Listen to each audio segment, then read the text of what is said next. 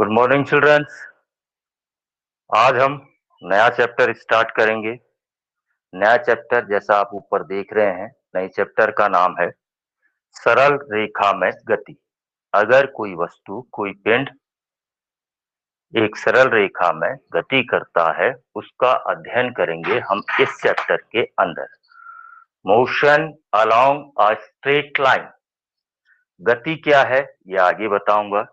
गति को आप ऐसे भी कह सकते हैं, कोई वस्तु गति की अवस्था में तब कही जाती है जब वो चारों ओर के वातावरण के सापेक्ष अपनी स्थिति को परिवर्तित करती है, अपनी स्थिति को बदलती है। जब कोई गतिशील वस्तु चारों ओर के वातावरण के सापेक्ष अपनी स्थिति को बदलती है, अपनी स्थिति को परिवर्तित करती है, तो कहा जाता है वस्तु गति की अवस्था में है। अब गति कैसे होती है? दो वस्तुएं आती हैं, गति की अवस्था और विराम की अवस्था। गति की अवस्था किसे कहा जाता है? मान लिया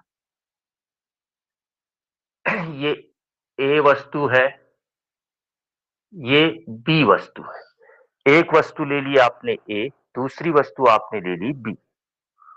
दो वस्तुएं आपके पास हैं, ए और बी। ये दोनों व्यक्ति बस में बैठे हुए, ये दोनों, और एक सी व्यक्ति बाहर सड़क पर खड़ा है। दो व्यक्ति ए और बी, दो व्यक्ति ए और बी बस में बैठे हैं, जबकि सी बाहर खड़ा है। ये बस आगे को जा रही है 2 किलोमीटर प्रति घंटा की चाल से। बस आगे को जा रही है 2 किलोमीटर पर आवर की स्पीड से। तो हम क्या देखेंगे कि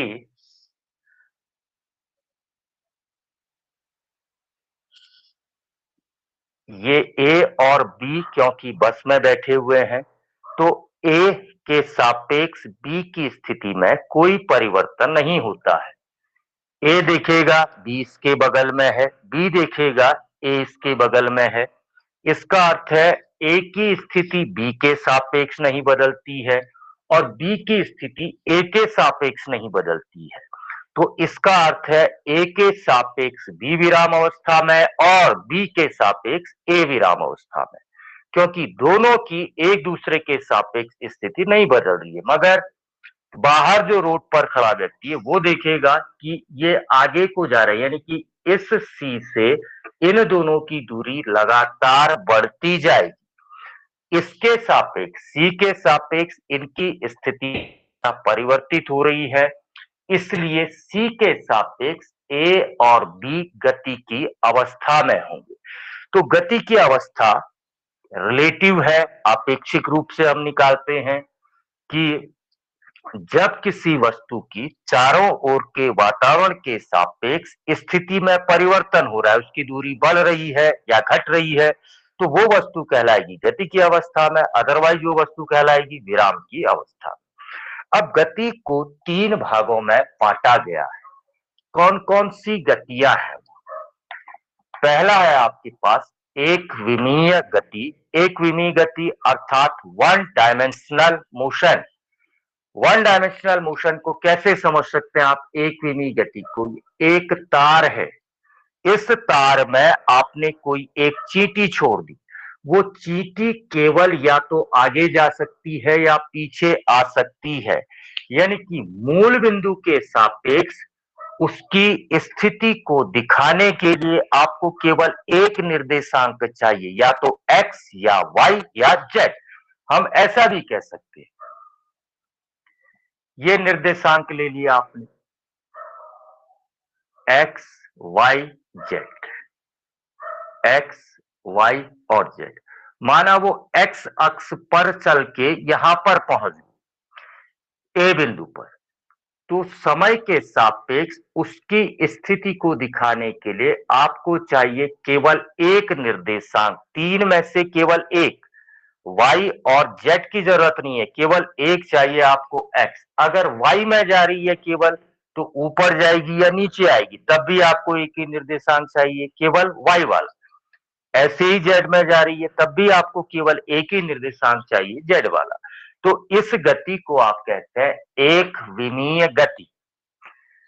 यदि किसी समय किसी वस्तु की स्थिति को प्रदर्शित करने के लिए, प्रकट करने के लिए तीन निर्देशांकों में से केवल एक निर्देशांक की आवश्यकता होती है, एक्स, वाई और जेड में से, या तो केवल एक्स की जरूरत हो, या केवल वाई की जरूरत हो, या केवल जेड की जरूरत हो, तो उसकी गति कहलाती है एक विमीय गति। और एक विमीय गति एक सरल रेखा में होती है। एक विमीय गति एक सरल रेखा में होती है। दूसरा आता है द्विविमीय गति, टू डायमेंशनल मोशन। द्विविमीय गति किसे कहा जाता है? अगर उस चींटी को इस बोर्ड पर छोड़ दूं तो वो दाएं बाएं ऊपर और नीचे कहीं भी जा सकती है। माना किसी क्षण यहां पर है, इस बिंदु पर, बी बिंदु पर है, तो अब उसकी स्थिति को प्रदर्शित करने के लिए मेरे को दो निर्देशांक चाहिए, एक एक्स वाला, ये एक्स वाला, और एक ये वाई वाला।